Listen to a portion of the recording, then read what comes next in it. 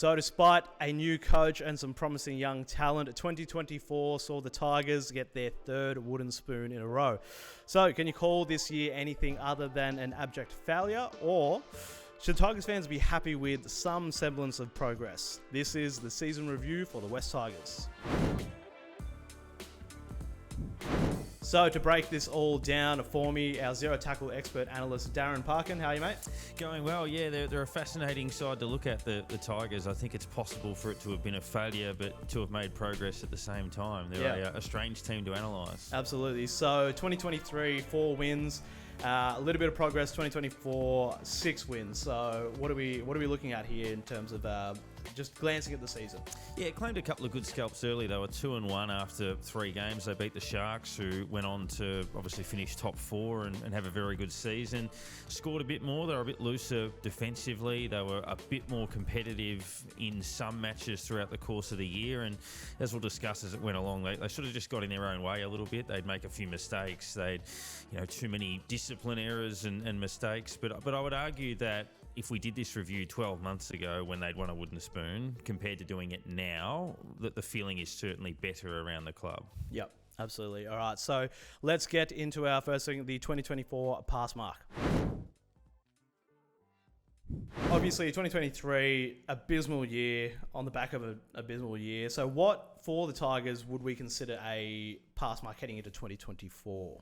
Yeah, I think if you measure most sides' pass marks, it's probably easier to pinpoint what that would be. And it's easier to define if it's a failure. You look at the Broncos, 14 points up in a grand final, then they miss the 8 completely the following year. It's easy to go cross, that's a failure. But with the Tigers coming off back-to-back wooden spoons, new board, new coach, big roster changes, that's always going to bring excitement, but a little bit of inconsistency and maybe a lack of cohesion in the early stages. Their pre-season kind of summed that up. They thumped the Warriors and then were terrible against the Dragons. So you thought you'd get that hot and cold part of their season, but I think for them it wasn't a case of, oh, hey, we won 4 this year, we'll win 10 next year. It was, we have a long-term destination, and the long-term destination is the same as everybody else. We want to win a flag. So it is, are we closer to that mark in a year's time than we are now? And I think that was how we would ultimately measure their pass mark, as to, has progress been made towards where they want to go, whether that means they win more, less, or the same. Yeah, right. So again,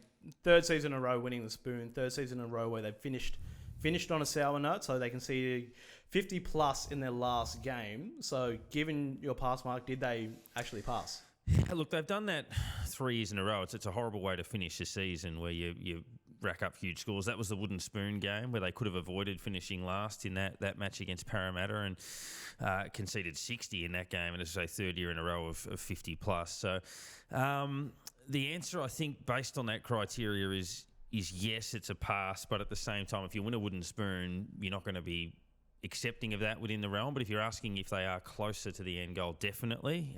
They played some more damaging football. The fastest way to develop for any side is to win games in terms of the confidence it gives and the spirit and the belief. And they picked up a couple more of those, some good wins along the way. And I think, yeah, if you were buying stocks in the Tigers now, you'd be more confident than you were a year ago. Yep, absolutely. So we're going to look at the lowlights now. I swear there are going to be some highlights that we'll talk about, but let's get to the lowlights for the 2024 season. So on to the lowlights. I think the one thing that most Tigers fans probably could point to is probably discipline being their biggest issue this year. Yeah, and I think that flows into multiple aspects of the game as well. If discipline is an issue, it will impact things like your structure, so holes popping up in that, some defensive frailties as well. But they'll rank number 1 in the competition for sin bins this season with 16, but that's also the most ever recorded in a single season by any side. So breaking records. Yeah, so it's not just worst this year, but worst ever. I mean, they've had a couple of instances where they'd have 2 players sin binned in the same game. They had important players who were suspended more than once. 25 bookings all up for the season at the tribunal, so that's nearly 1 a game, a little bit more than 1 a game on average. You look at Nadim, Olam, Galvin, who's a star, Clemmer, Caesar, all being suspended at various points. And as we said, that flows into other things. So they're the 2nd worst team in the comp for conceding penalties. So And if you listen to Benji Marshall speak after basically every game this year, it was the same thing. It's like we're beating ourselves. Discipline's an issue. Too many mistakes. We're finding ways to hurt ourselves. We sabotage our own performances. They ranked last by a long way for points conceded, so that obviously shows they were a bit loose. And the lack of discipline goes hand in hand with some holes popping up. 114 more missed tackles than the year before. And as you said, that spoon bowl against the Eels, conceding 60 points in a mauling. When it went badly, it went quite badly. And Benji Marshall's actually the first coach to win a spoon in his first season since 2003. So a bit of an unwanted record for the premiership player. Yeah. So can you put that lack of discipline down to anything in particular, or is it just because when you're not that good, you make more sloppy mistakes and you lose a bit of discipline? It's the factors are probably the list turnover, so the lack of gelling perhaps between sides. They changed the way they played a little bit, which adds a little bit more of an element of risk, so therefore there's going to be a few more of those mistakes made. The discipline stuff, players getting sent off and players getting reported, that probably comes down to, I think, controlling that frustration and maybe leadership. That's where if you have some cool heads on the ground, if you're Penrith and you've got Nathan Cleary coming over and putting an arm around someone, and I just think that perhaps lack of direction, and they're looking for that next generation of leader to come through, I think. Yep. Absolutely. All right, so we've talked a lot about lowlights. Let's get to the highlights for the West Tigers. So the Tigers started the highlights pretty early on with that win over the Sharks. That was pretty significant for them. Yeah, 26-6, and the Sharks, one of the best sides in the competition as the season did go on to prove. They beat the Eels by a point the following week, and they would have been dreaming perhaps of a revival into double-figure wins, and they beat Manly, who played finals and won a final. They belted the Raiders in one of their more complete performances of the season. So there were some of those green shoots. Obviously, they filtered that through with some frustrating losses. But if you look at the future, 12 debutants, that's the most in the competition this season. Average age 24.18, so they're the youngest side in the competition as well, which points a little bit to that leadership that we were talking before, and their core group of young stars, which they can really build their future around. I mean, Lachlan Galvin has been touted by a number of people as the best teenager in the game for a number of years. Fainu De Silva, also Lo Lily as well, Polar. They've got a lot of guys that are sort of 22 and under. They're going to get Turuva in as well, who'll join the group next season at 21 years of age. So that's probably the highlight, I would think, would be how many young players they blooded and how promising they all looked. Yeah, so some promising, some optimism. So let's get into a bit more of that with the most improved player for this year. Now, in terms of most improved, you mentioned him just before, so we've named Lachlan Galvin as most improved for the West Tigers in 2024. Yeah, definitely. I know rugby league fans might hate comparisons with AFL, but St Kilda always pointed to the fact that Tony Lockett, their hero, was born in their premiership year in 1966, and it felt like there was a bit of symmetry in that. Well, Lachlan Galvin, born in 2005, the year that the West Tigers last climbed the mountain, and maybe there is also some symmetry in that, where, the new favourite son in a super year. His coach Benji Marshall played in a flag that particular season, so maybe that'll all align for them. His future seems pretty committed to the group as well. He's got that leadership. He was a former Aussie schoolboy captain, genuine shining light at 5'8". He's going to welcome Jerome Luai from Penrith alongside him, which will really help enhance his game even further. So, yeah, he looks a ready-made superstar if he isn't one already. So as they climb the ladder, he'll be driving that bus for sure. Yep, absolutely.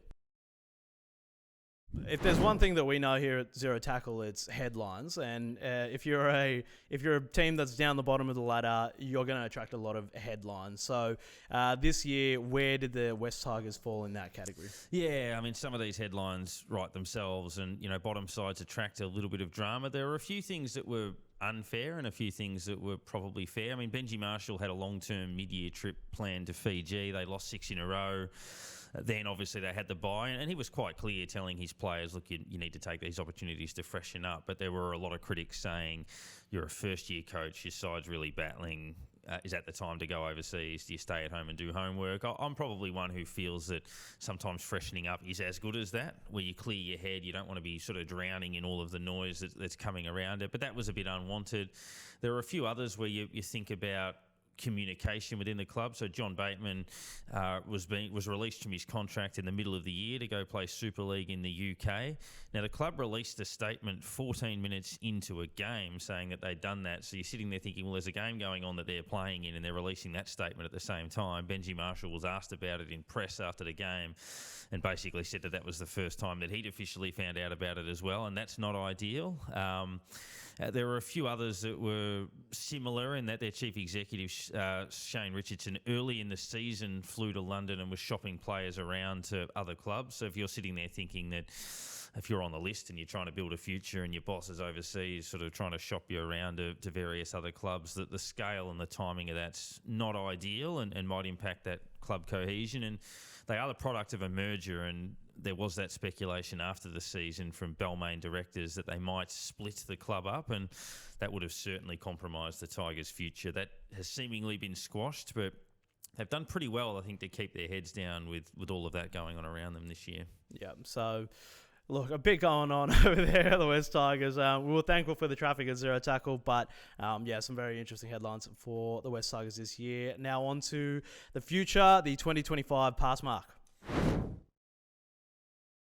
All right, so we love to end these season reviews with a bit of optimism and looking forward. So in 2025 for the West Tigers, what can we consider a success or a pass mark? I think this is where the climb starts and that you start to see ladder progress, not just on-field progress. We've mentioned a bit about that long-term goal, and Benji Marshall's quote at the end of the season was, we're looking to have success for a long period of time, not just winning one year and go missing for the next three. So I don't think it's a case of, you double your win tally or put those sorts of numbers on it. But if you break their list down, so many would say the clubs needed a bit of experienced half to build their team around, and Jerome Luai obviously comes in and helps that out as well. Some outside backs to help start and end their sets well. So they've gone and got Skelton and Taruva, who we mentioned. Big middle forward to replace Utuka Manu with Royce Hunt coming in there. So I think the Tigers will definitely improve. It's a hell of a long way to go from 3 straight wooden spoons into the finals. I mean, things like that have been done before, but I think if you were to set a target on them, they would expect to climb out of the bottom 4 and maybe win double-figure games. And basically be in the frame perhaps to play finals beyond the halfway point of the season, even if they don't quite get there. Yep, absolutely. Well, that is it for the season review for the West Tigers for 2024. Let us know in the comments if you think the Tigers passed the mark in 2024. I don't think a lot of you will, but let us know what you also think about 2025. What would you consider a success for the West Tigers? And subscribe, because we'll be doing all these season reviews for every team, starting from obviously from the bottom of the ladder up to close out the year. So a lot of stuff in the works. Thank you, Darren, for jumping on for this one. No worries. And you can catch all the latest NRL news at zerotackle.com.